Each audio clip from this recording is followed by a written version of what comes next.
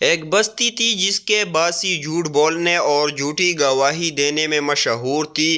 اسی بستی میں ایک مرد و عورت نے خفیہ نکاح کر لیا۔ تمام تر شرعی احکام بجا لائے گئے سوائے اعلان نکاح کے۔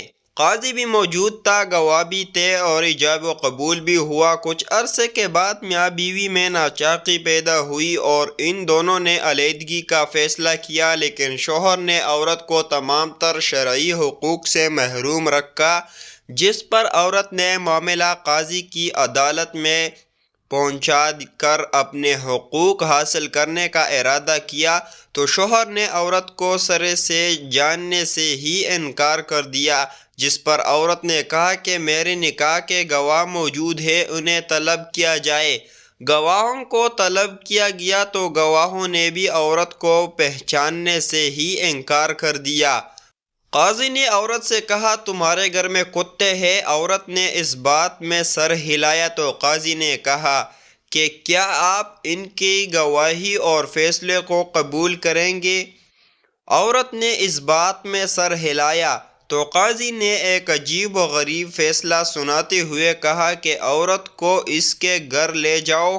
عورت کو دیکھ کر اگر کتے بھونکنے لگے تو عورت جھوٹی ہے، کیونکہ کتا ناموس فرد کو دیکھ کر ہی بھونکتا ہے۔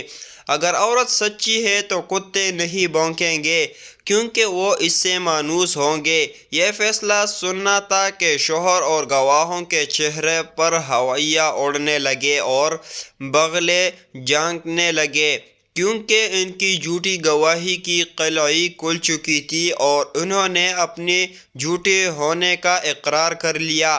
اس وقت قاضی نے ایک تاریخی جملہ کہا، اگر کسی میں رتی بھر شرم و حیا اور غیرت ہو تو یہ جملہ اس کی زندگی سنوارنے کے لیے کافی ہے، اور جن میں رتی بھر بھی نہ ہو تو پھر وہ جو چاہے کرتا رہے۔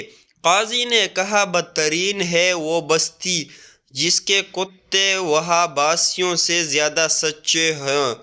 توڑا نہیں پورا سوچے اپنے گریبانوں میں جھانک کر۔